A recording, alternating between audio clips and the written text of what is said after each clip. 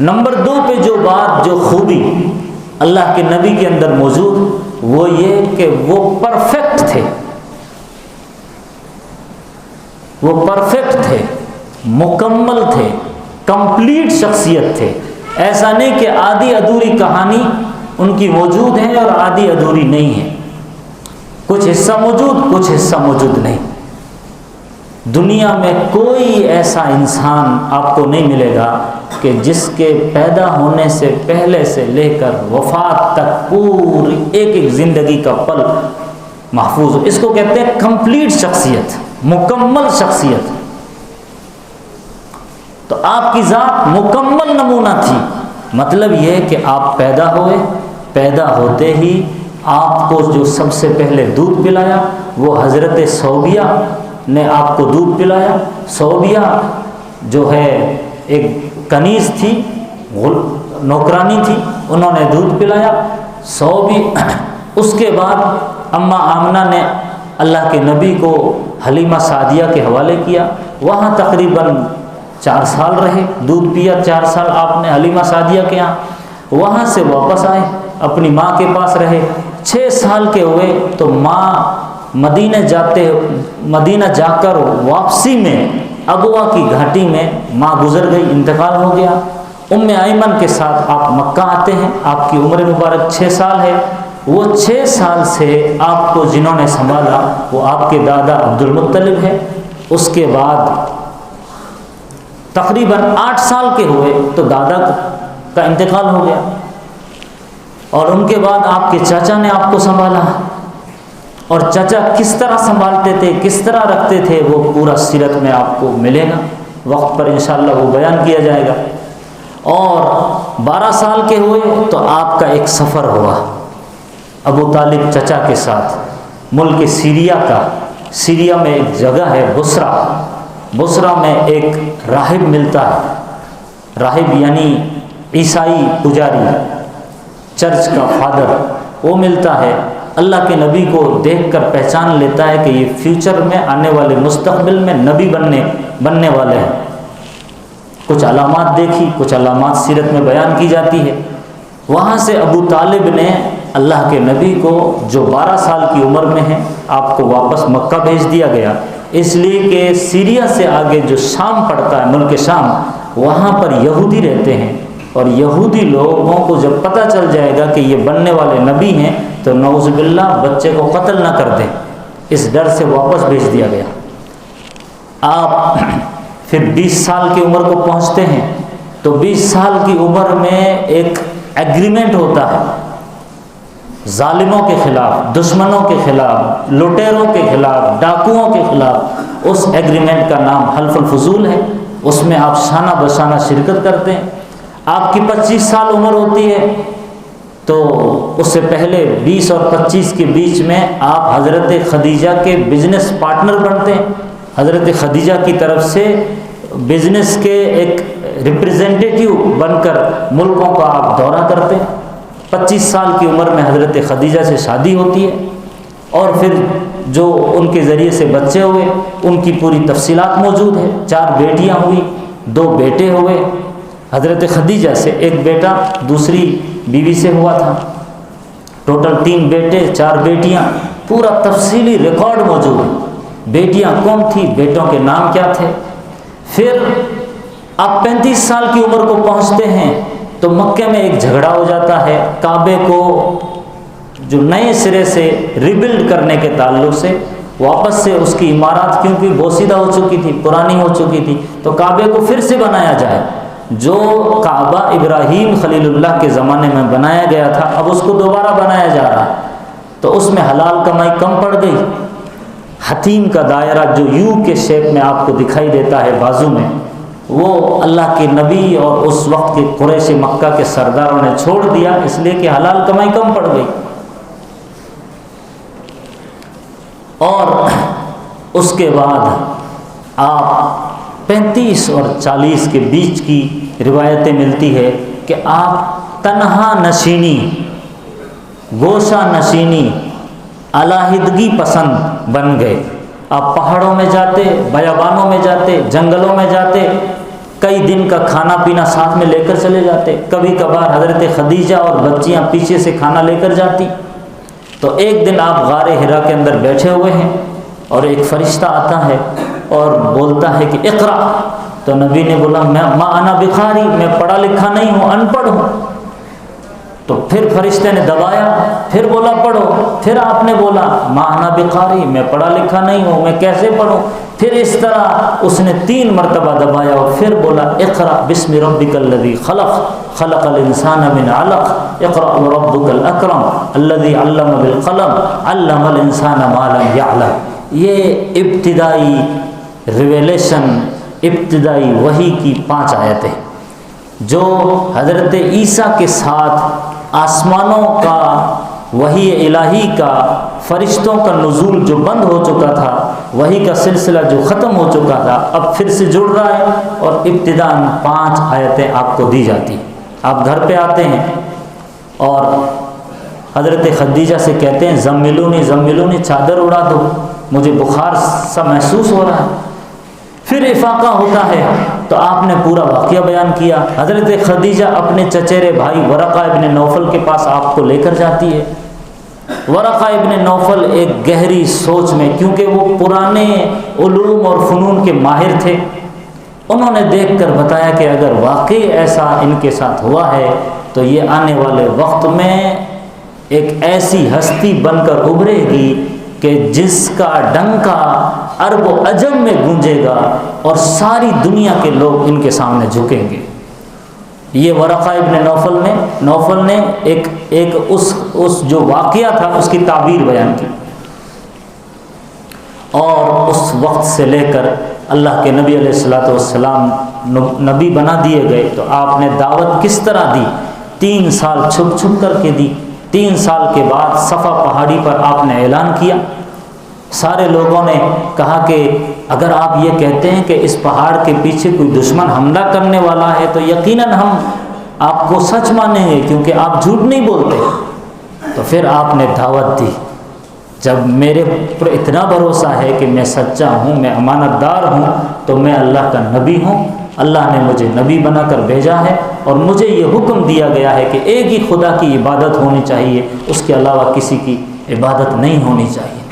تم لوگ جو پتھروں کی، بتوں کی، درختوں کی اور سانپوں کی، بچھوؤں کی اور سورج کی، چاند کی، کعبے کی کے اندر رکھے بہت سارے بتوں کی جو عبادت کرتے ہو، یہ شرک ہے، اسے چھوڑ دو۔ وہاں سے جو دشمنی کا سلسلہ شروع ہوا تو تقریباً 4 سال، 5واں سال، 6واں سال، 7واں سال سکاتے رہے، پریشان کرتے رہے، کیا کچھ ہوا وہ پورا آپ سنتے رہتے ہیں۔ 7ویں سال آپ کا بائیکاٹ کر دیا گیا۔ بائیکاٹ میں سوشل بائیکاٹ، کوئی ملے گا نہیں، کوئی میل جول نہیں رکھے گا، کوئی معاملات نہیں رکھے گا، کوئی شادی بیاہ میں بلائے گا نہیں، کوئی خرید و فروخت نہیں ہوگی۔ شعب ابی طالب کی گھاٹی میں آپ 3 سال نظر بند رہے، آپ اپنے پورے خاندان کے ساتھ، پورے ایمان والوں کے ساتھ، چھوٹے چھوٹے خدیجہ کے بچوں کے ساتھ، بچے بلکتے تھے، روتے تھے، کھانے کو کچھ نہیں۔ اور 3 سال کے بعد ایک ایگریمنٹ جو بنا تھا اس سوشل بائیکاٹ کے لیے، وہ جو کعبے میں لٹکایا ہوا تھا، اللہ کے نبی علیہ السلام ادھر شعب ابی طالب کی گھاٹی میں بیٹھ کر اپنے چچا سے کہہ رہے کہ چچا جاؤ ذرا پتہ لگاؤ کہ کعبے پر جو ایگریمنٹ لکھ کے لٹکایا تھا ہم کو ادھر بند کرنے کے لیے، وہ ایگریمنٹ کو کیڑے نے کھا لیا ہے اور اللہ کے نام کے علاوہ کوئی اس میں بات موجود نہیں ہے۔ تو جا کر دیکھا ایسا ہی ہے، تو لوگوں کو بڑا تعجب ہوا۔ اس واقعے کے بعد ان کو وہاں سے نکال دیا گیا۔ پھر چونکہ 10 سال ہو چکے تھے، اب 10 سال کے بعد 10ویں سال آپ سفر کرتے ہیں طائف کا، واپس آتے ہیں، آپ کو معراج ہوتی ہے 12ویں سال میں، 11ویں اور 12ویں سال کے آس پاس آپ کو معراج ہوئی، اللہ نے معراج پر بلا کر نماز دی۔ پھر 12واں اور 13واں سال ایسا گزرا کہ بڑا کٹھن والا، بڑا مشکلات والا۔ آپ صرف حج کے زمانے میں جو لوگ حج کرنے آتے تھے رات کے سناٹے میں انہی سے ملتے اور ان کو اسلام کی دعوت دیتے۔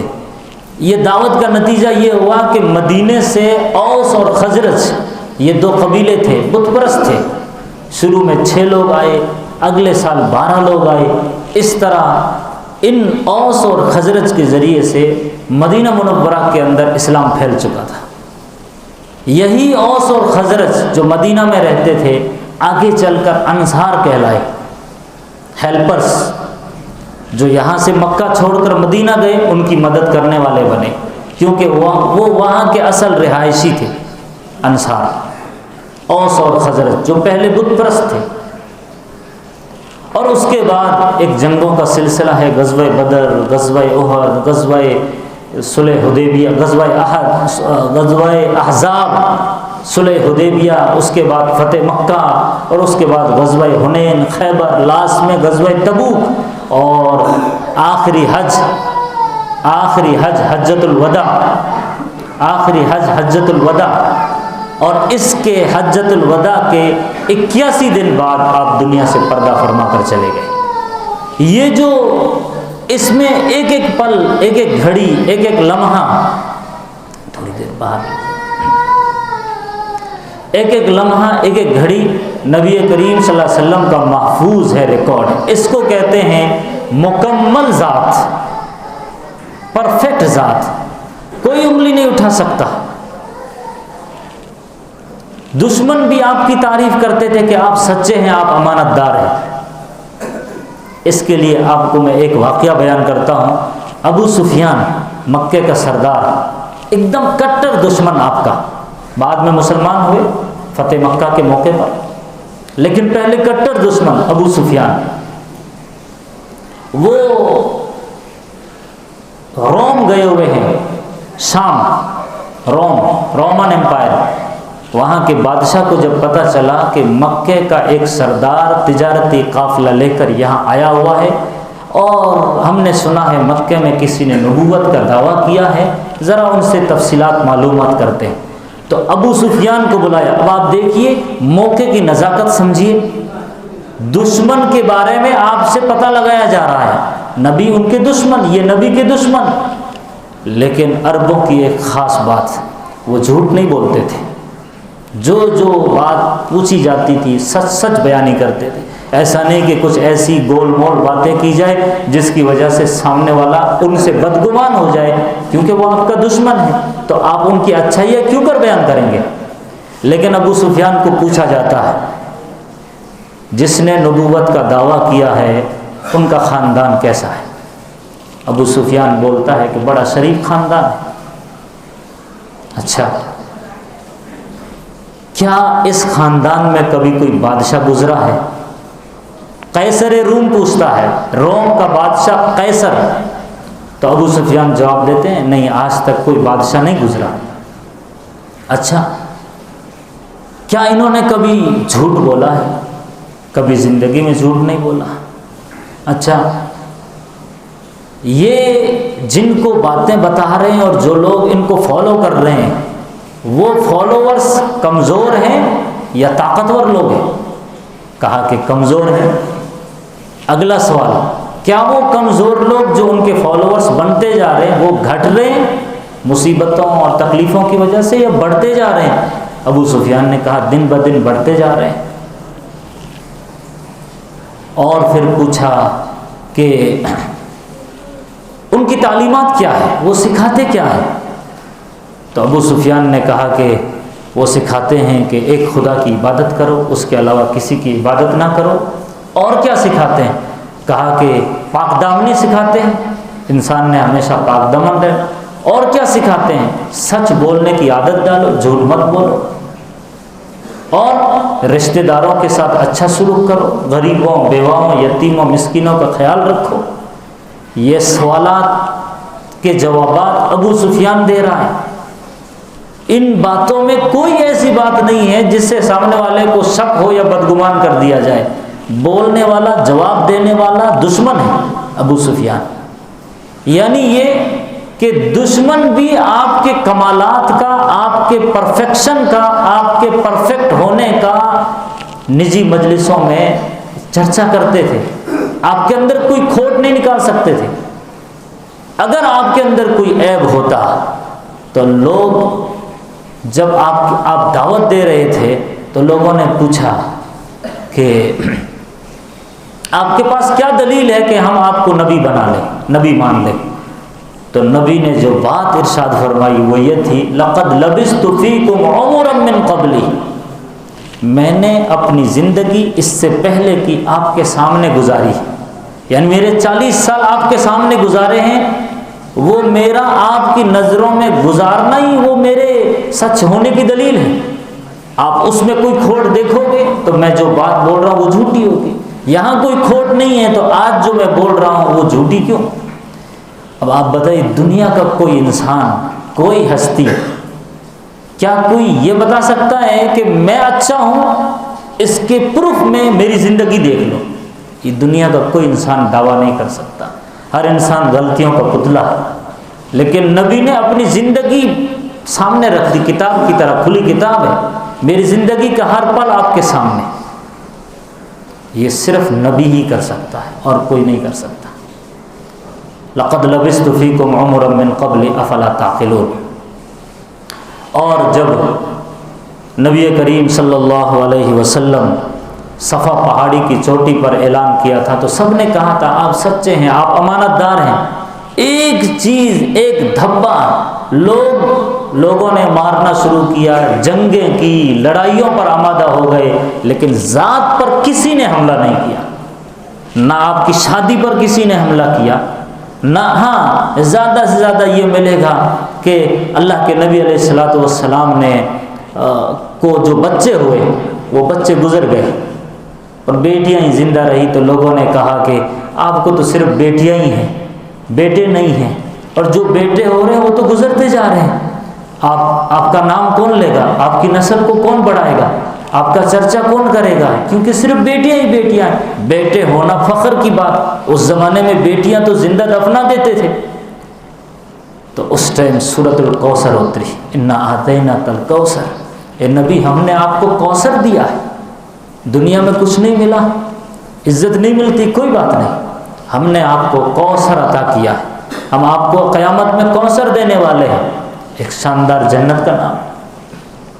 فصلی لربک وانحر، آپ نماز پڑھتے رہیے، قربانی دیتے رہیے، ان شانئک هو الابتر، یہ جو آپ کے دشمن ہے، یہی نسل کٹے ہیں، یہ دم بریدہ ہے، ان کا کوئی نام و نشان باقی نہیں رہے گا، لیکن آپ کا چرچا، آپ کا ڈنکا ہر جگہ گونجے گا۔ اللہ نے اس صورت کے اندر بیان کیا۔ اسی لیے کوئی آپ سے دشمنی کرتا ہے، حدیث میں تفسیر میں آتا ہے کہ جس سے کسی کی دشمنی ہو تو اس صورت کو بار بار پڑھنا چاہیے، انا اعطیناک الکوثر فصلی لربک وانحر ان شانئک هو الابتر۔ تو یہ دو باتیں میں نے آپ کے سامنے رکھی۔ پہلی بات آپ یاد رکھیے، نبی کریم صلی اللہ علیہ وسلم کو تاریخی مقام حاصل ہے، ہسٹوریکل مقام حاصل ہے، اور نمبر دو آپ کی ذات پرفیکٹ ہے، ایک عیب دار کوئی چیز زندگی میں نظر نہیں آتی۔ یہ دو باتیں اور اگلی اور دو باتیں جو نبی بننے کے لیے، آئیڈیل بننے کے لیے ضروری ہے، وہ انشاءاللہ اگلے جمعے میں بیان ہوگی۔ وآخر دعوانا الحمدللہ رب العالمین۔